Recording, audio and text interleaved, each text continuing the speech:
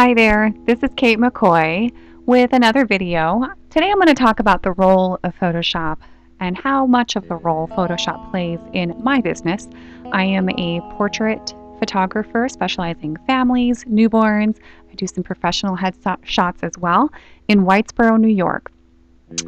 So in the example that's on the screen before you right now, that's a composite, and clearly there was some Photoshop being used to execute this pose because babies don't prop themselves up on their wrist like this. So I took two images and using Photoshop merged the two together.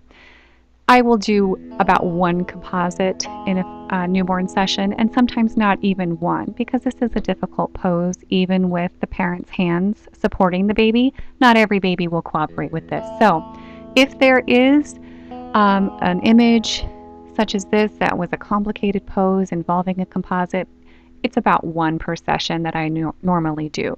Most of the images that I provide my clients do not involve nearly as much Photoshop as the example in front of you here. Only things that would not be safe to do with the baby without Photoshop. So most of the images, and I provide with my clients about 25 to 30 images per session, I try to get the image as I want it to be in the finished product as close as possible in camera. So we're going to be talking and comparing straight out of camera, or SOOC, with the finished product. So let's talk about a headshot. This is myself. Hi. I didn't want to use anyone else's image and nitpick any flaws that someone else might perceive in themselves. So this is myself. I wasn't planning to be photographed. I was setting up for a school portraits and my husband was there. He said, sit down and we'll test the lights with you, because I'm always using him to test the lights. So I sat down. I was not dressed for the image. I was a little sweaty, discombobulated, but I found that I liked this image because I have a relaxed expression, and sometimes when I know I'm going to try to use this image for my website or something, I get a tense face. You know how you smile, and the more you think about your smile, the worse it gets. So I ended up liking this image, even though my camisole popping out in weird places bugs me and my hair isn't perfect. It may not be the clothes I would have chosen, but it still is an expression that looks relaxed to me. So in this image, I'm going to show you the straight out of camera version in just a second to let you compare and see just how much I did to myself and just how much I do to most adults if they sit down for a headshot image with me. I'm using a ring light in this image. If you look closely at my pupils, you can see a circle of white, and that is always the telltale sign of a ring light being used. Ring lights are very flattering for any image. You'll see ring lights being used for videos as well. Your favorite makeup tutorial YouTuber probably has a ring light set in front of them. So it really helps to smooth and perfect skin without any help from Photoshop at all. So the right lighting, it just goes miles. If you put a person with the right lighting in a flattering pose, in flattering clothes, you can really make it the best image of them that you can. Likewise, you can take an attractive person and put them in unflattering light. Hello, indoor lighting. Most of our light bulbs cast a horrible hue on us. Our overhead ceiling lights really emphasize every under eye bag and wrinkle on anybody over the age of 30. So flattering lighting goes so far. A flattering pose. When you take a selfie of yourself to never go down below and shoot up your nose, you're going to have a double chin. You can make an attractive person look absolutely horrendous with bad lighting, with a bad pose, with unflattering clothing. So those are the places that we start with to get a flattering image, okay? We all want to look our best in the photo. I want to give my clients their very best. Especially moms. I do a lot of family photography. I really enjoy giving that family images of the entire family, and where mom in particular can look at herself and say, oh, I like how I look in these pictures. So here's a straight out of camera image of myself. We'll do a side by side here, and let you see for yourself just how much went into this. So let me get them pulled up side by side. Oh, I'm struggling here to figure this out. I know I can do it. We'll get it together here. Let's get that guy out of the way. We'll talk about that family in a minute. Let's try to get my two pictures side by side. I really do know how to do this. It just takes me a second to remember every time. Okay, there's the family again. Hello. Here we go. Now I'm on the right track. Okay. So here I am, the before and the after. The SOOC indicates straight out of camera. So I definitely cropped. There was a little excess background above my head that I didn't need. I tend to follow a 1/3 rule where I'm trying to get the eyeballs 1/3 of the way down. Roughly, you know. I like to leave a little wiggle room so that we can crop and print or put it in any format. So I try not to crop too tightly. I'd rather undercrop than overcrop. What else did I do? I added a vignette, which if I was really on my lighting game, I could have created with just lighting. That's how it was done before Photoshop was created. I added some contrast. I did a little bit of skin smoothing as well, but I don't think it's a massive difference. Like I said, the ring light got me 90% where I wanted to be. The ring light's very flattering to make the whites of the eyes bright, to brighten teeth. So I really didn't have that much to do to myself to get where I wanted to be.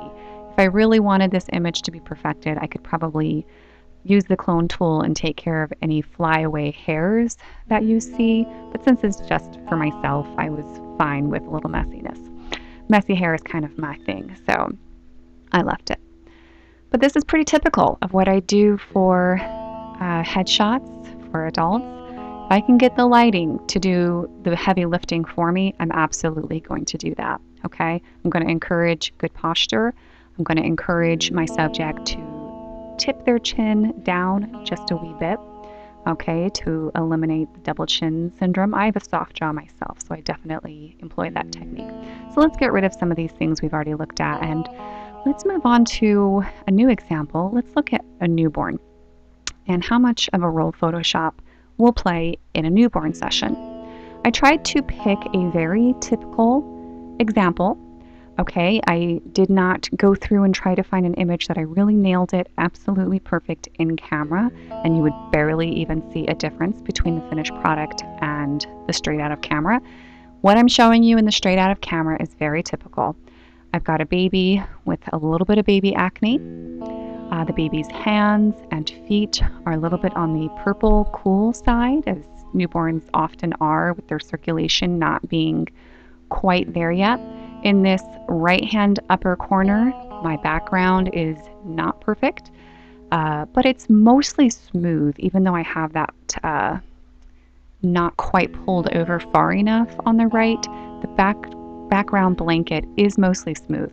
That's something I take the time to pull taut during the session, because smoothing out blanket wrinkles is very time consuming, and I'd rather not spend my time on Photoshop. I'd like to spend my time with the client, getting it right in person, in the camera. So I did some skin smoothing. I corrected some splotches that are very typical for a newborn. In this session, I was using a strobe light off to the left side, coming down the baby's forehead. You can sort of see a butterfly shadow underneath the newborn's nose. So some of my newborn work, especially my older work, is natural lighting, but I am transitioning to be completely strobe lighting for more consistency, because natural lighting, it does change as the sun goes in and out of clouds, and I live in upstate New York where we can't always depend on strong sunshine. So using the strobe light, again, just like the ring light, was very helpful in getting the image correct in camera. The strobe is also very helpful. So you can compare yourself and see how much went into that newborn. Let's look at a child, okay? This is a little 3-year-old girl, and she's super adorable. So let's do a side-by-side of this little cutie. Now, children, once you're past the age of about 1, their skin is just beautiful. Most of the time, I won't do any skin smoothing on a small child because their skin is just absolutely beautiful as it is, and I want to keep that very realistic look to the image. Now, this little girl did scratch her forehead, and that's how it goes. That is so typical. I can't tell you how many sessions. As soon as the family arrives, the mom is apologizing. The child fell, the child scratched themselves. Can you take care of that in Photoshop? And I assure them that I can. It's no big deal. Something in the middle of the forehead like this, I can take care of super fast. Something like chapped lips or a blemish right on the line of the lip line, that can be challenging and take some more time. But a bruise, a scratch, usually is no big deal. What else is different between the straight out of camera and the finished product? Well, the biggest change is the tone of the image. Now, I warmed this up quite a bit. And the reason for that is I had my camera, as I do for all my outdoor sessions, set to auto white balance. So the white balance is what determines if the image is going to be cool or warm, how far on either spectrum it's going to be. Inside, with my newborns, with my headshots, I take the time to do a custom white balance, which involves taking a picture of a gray card and using that to calibrate the camera so that as long as those lighting conditions stay the same, that image will have a balanced white balance.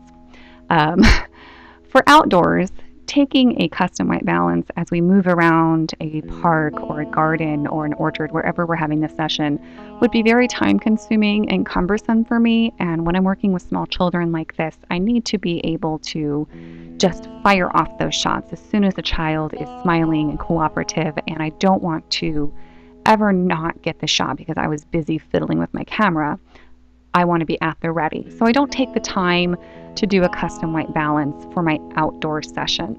So as a result, I often end up warming up images after the fact in Photoshop. I shoot with Canon. I've never shot with Nikon, but my feeling is that my Canon tends to shoot a little bit cool. And of course, this was an overcast, cold winter day. It's often overcast where I live, so as a result, most of my images come out a tad cool. And I wanted to bring out the red in these bricks that she's leaning on. I wanted to enhance those tones, and also in the greenery in the background, that's also been altered a bit. I probably ran an action to give it a slightly matte haze to the background. I do that often as sort of a signature finishing touch to give my images a cohesive look. But the fact that the background is so blurry, that was also a decision and an effect that was created in camera. When I'm doing my camera settings, I don't know exactly what it was, but it's probably f-stop 3 or 4. That is going to decide the focal plane, meaning how much of the image is in focus, how much of the image is in blur, and what degree that blur is. So that is a camera setting technique. I never make my backgrounds blurry in Photoshop. It does not give a pleasing effect. It usually looks quite Photoshop and contrived. So I rely on my settings to determine the focal plane, and that's how I achieve a blurry background. Almost all my work, I strive for a blurry background and my subject to be nice and sharply in focus. That gives your subject the pop that you want. So this very blurred background happened in camera. I've been surprised to find that some people are under the assumption that that's something I do in Photoshop, and it is not at all. I hope that that's clear as I show this before and this after example. So this child had a blemish taken care of, the tones were altered, she was warmed up a little bit. I left her rosy cheeks because I thought they were adorable. So not too big of a change, I don't think there. Let's look at some adults and a family to show you, what kind of role Photoshop would play in a family session involving adults who, of course, we don't have that perfect skin of a preschooler. So here's the straight out of camera, and this was a cool autumn day. Um, so overcast again, so I warmed it up quite a bit. I wanted to enhance that fall feeling. The leaves and things hadn't really changed as much, but they were dressed and hopeful for that fall look. So I created that fall look using Photoshop, pulling the reds and enriching those tones using a multiply layer and saturation in Photoshop. So that's probably the biggest change between the straight out of camera and the finished product. I did soften under eye bags. Now, I think that eliminating every wrinkle on an adult's face is never going to be a good idea. It's always going to look very, very fake. And I'd like to minimize things that might be distracting.